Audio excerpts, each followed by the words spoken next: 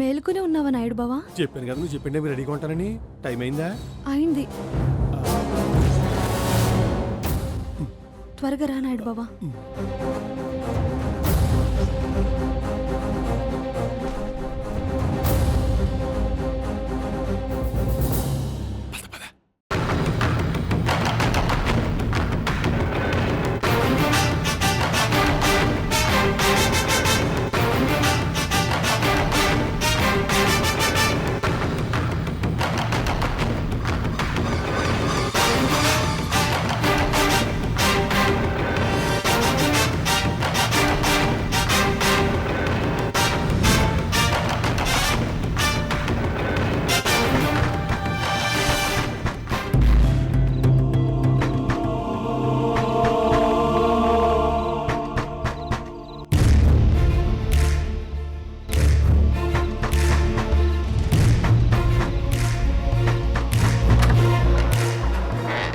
ఏంటి పిన్ని?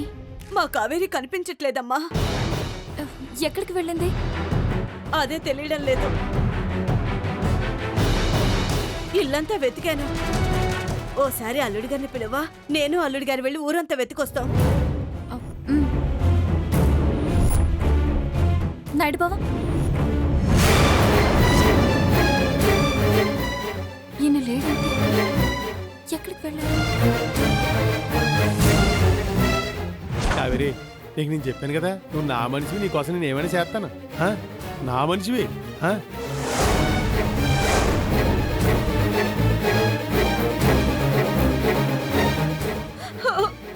అమ్మా స్నేహ,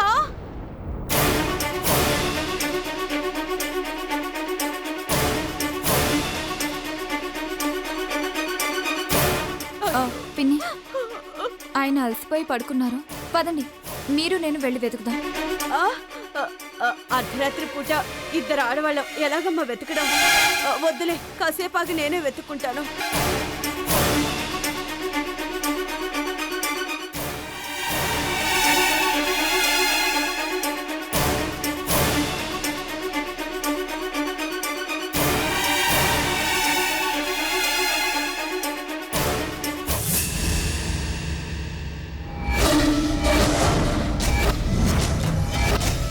నిప్పు రాజుకుంది, వాళ్ళు తిరిగొచ్చేలోపు మండిపోతుంది.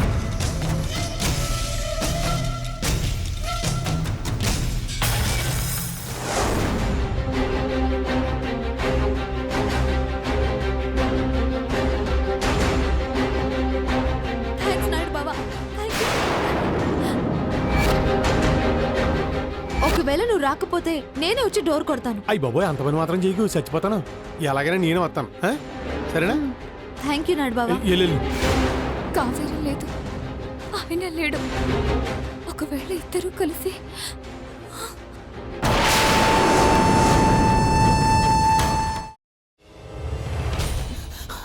నువ్వు ఇంకేమన్నా చెప్పాలా? ఇంకేమన్నా అబద్ధం చెప్పాలనుకుంటే చెప్పేయి. నేను చూడాలనుకుంటున్నాను నన్ను మోసం చేయడానికి నువ్వు ఎంత నీచానికి దిగజారగలవు అని. ఎందుకు ఆలియా, ఎందుకు నువ్వు ఇలా చేసావు? నీకు తెలుసు కదా నానమ్మ తర్వాత నీ ఒక్కదానిని కదా నేను పూర్తిగా నమ్మేది. ఏమన్నావు నువ్వు? ఈ మధ్య అన్నిటినీ మర్చిపోతున్నావా? అది చాలు. వాటిలో ఉన్న శక్తి విషయాన్ని గ్రహించి మనకు వివరిస్తాయి.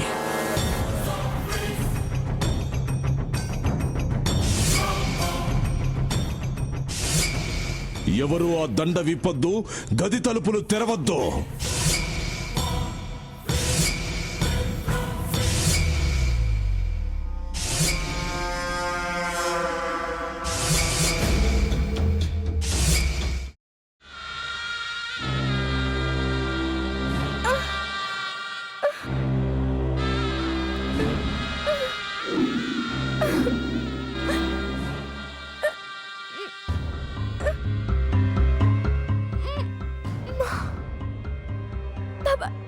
వద్దు బాబాయ్, నేను చేయొద్దు బాబాయ్, ప్లీజ్ బాబాయ్.